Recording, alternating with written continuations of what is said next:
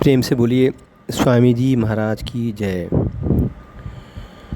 आज एक बार पुनः आप सब दैनिक सत्संग में उपस्थित हैं और यहाँ स्वामी जी के द्वारा दिए गए सत्संग को आपके बीच रखा जाएगा।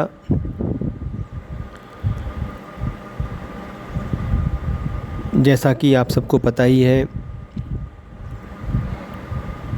कि वेदों को दुनिया का सबसे पुराना ग्रंथ बताया गया।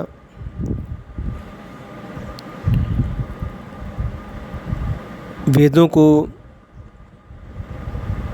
सनातन धर्म में अपौरुषेय बताया गया, जिसका अर्थ है कि इसकी रचना किसी व्यक्ति विशेष द्वारा नहीं की गई, पुरुष द्वारा नहीं की गई। वास्तव में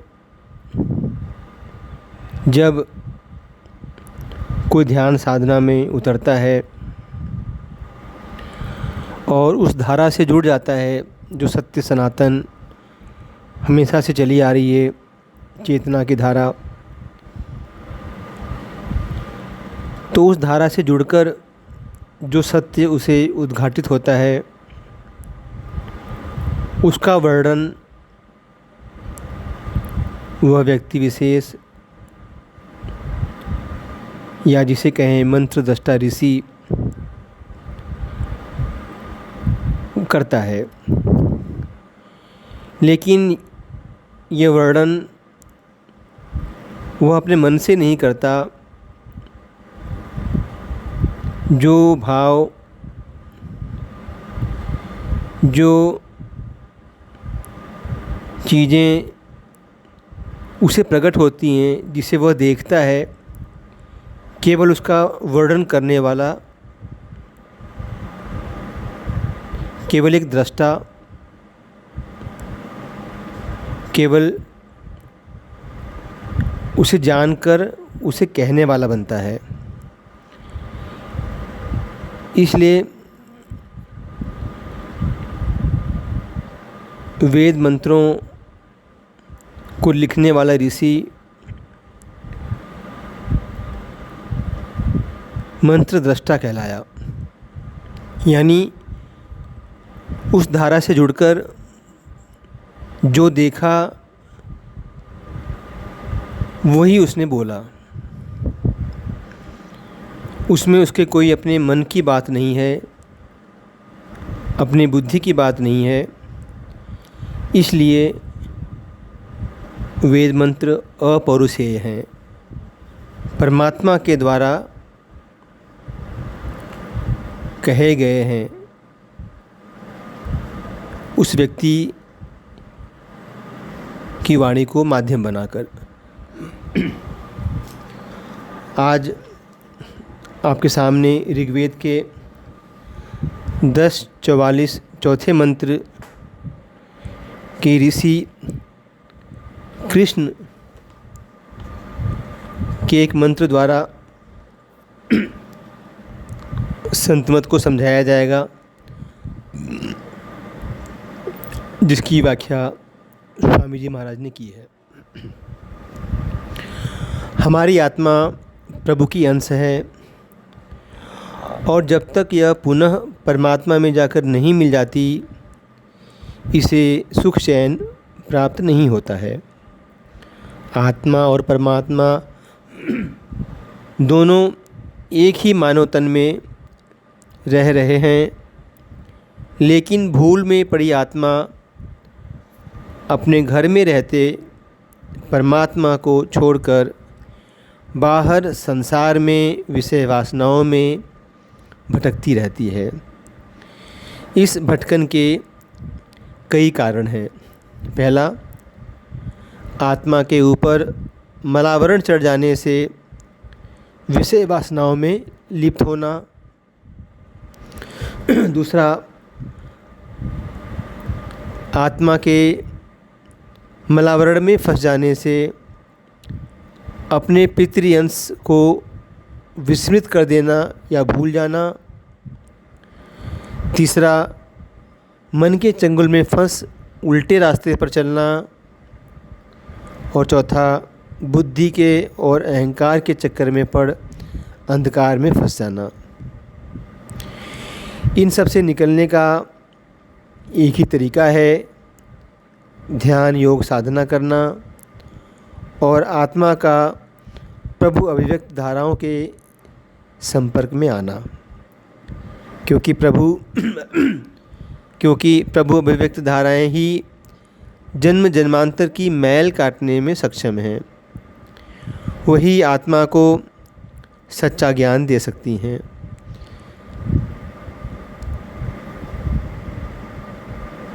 इस साधना का लक्ष्य है प्रभु प्राप्ति। इसलिए धर्म का उद्देश्य प्रभु प्राप्ति करना है। यदि धर्म के सारे साधनों को अपनाते हुए प्रभु प्राप्ति का उद्देश्य पूरा नहीं होता है तो धर्म पालन का उद्देश्य ही निष्फल हो जाता है। अंग्रेजी में धर्म के लिए रिलीजन शब्द आया, जिसका अर्थ है अंश आत्मा का पितृ अंश परमात्मा में पुनः मिल जाना। अतः यदि कोई धर्म के सारे कार्य में ईश्वर को नकारता है तो वह धर्म नहीं है। वेद में सारे मंत्रों में योग साधना की क्रिया और उसकी उपलब्धियों का वर्णन करते हुए प्रभु प्राप्ति का वर्णन किया गया है। वेद में परमात्मा को पिता, पति, इंद्र, समुद्र, सूर्य आदि शब्दों से संबोधित किया गया है। वेद में योग साधना कर केवल एक प्रभु प्राप्ति की बात कही गई है और आत्मा के उसमें संवेद होने को मुक्ति या चरम लक्ष्य माना गया है। ऋग्वेद 10:44-4 मंत्र में ऋषि कृष्ण ने इसी बात का वर्णन किया है। एवा दृढ़ साचम पतिम सचेतसम ऊर्जः, अर्थात यह संत सतत प्रभु धारा बहा प्रभु प्राप्ति कराता है। बलशाली संत ब्रह्म ज्ञान देता है। प्रभु अनंत गहन गंभीर है और यह प्रभु धाराएं उसी से प्रकट हैं। अतः इन प्रभु धाराओं को द्रोण साचम अर्थात सरोवर से बहने वाली धाराएं कहा है। एवा देहधारी समकालीन संत को कहा है। जो हमारे सामने प्रत्यक्ष मौजूद है वही यह कहला सकता है। जो आंखों से दूर है उसे यह नहीं कह सकते। केवल परमात्मा ही हमारी आत्मा का स्वामी है, पिता भी है, पति भी वही है, रचयिता भी वही है और पालनकर्ता भी वही है।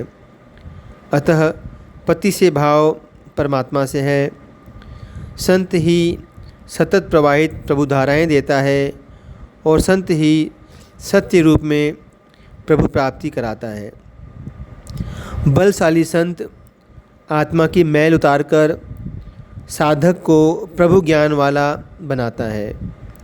सांसारिक ज्ञान अधूरा है और जब तक साधक इस अधूरे ज्ञान से छूट पूर्ण ज्ञान को प्राप्त नहीं कर लेता है तब तक सत्य रूप में प्रभु प्राप्ति नहीं कर सकता है। धरुण आ स्कंभम वृषायसे, अर्थात धारण करने वाला संत साधक को अंतर ठहरा सुखधार बहाता है। संत प्रभु धाराओं से साधक का मार्गदर्शन कर उसका नियंत्रण कर उसे सही मार्ग पर चलाता है। इन प्रभु धाराओं को होता कहा है जिसका भाव है प्रेरक, दाता, गृहीता। संत इन प्रभु धाराओं से साधक को धारण करता है। इस वेद मंत्र में धरुण के साथ आ शब्द संत के साधक से मिलने से है। संत साधक की चेतना को ऊपर ले जा ब्रह्मरंध्र में जब रसधारा का रसास्वादन कराता है, तब जीव अंतर में स्थित होता है।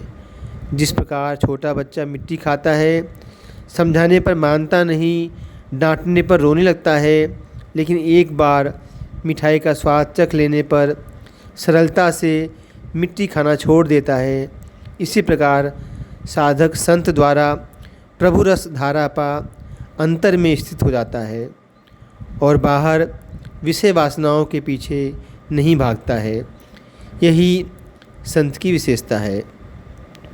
ओजः कृष्व समगृभाय त्वे अप्यसो, अर्थात साधक को अंतर सतत प्रवाहित रस धारा दे ओजस्वी बनाता है। वास्तव में जब संत साधक को रसधारा पान कराता है, तभी साधक की संसार की भटकन मिटती है। साधक अपने निज ओजस्वी रूप को प्राप्त करता है। कहा है, भूखो भजन न होय गोपाला, ले लो अपनी कंठी माला। केवल बातों से भक्ति नहीं हो सकती है। जब तक आत्मा रसास्वादन न करे, उसे तृप्ति न मिले, बाहरी कर्मकांड से उसे भक्ति मार्ग पर नहीं लगाया जा सकता है। बाहरी कर्मकांड प्रभु भक्ति मार्ग में रुकावट पैदा करते हैं, आत्मा की भटकन को बढ़ा देते हैं।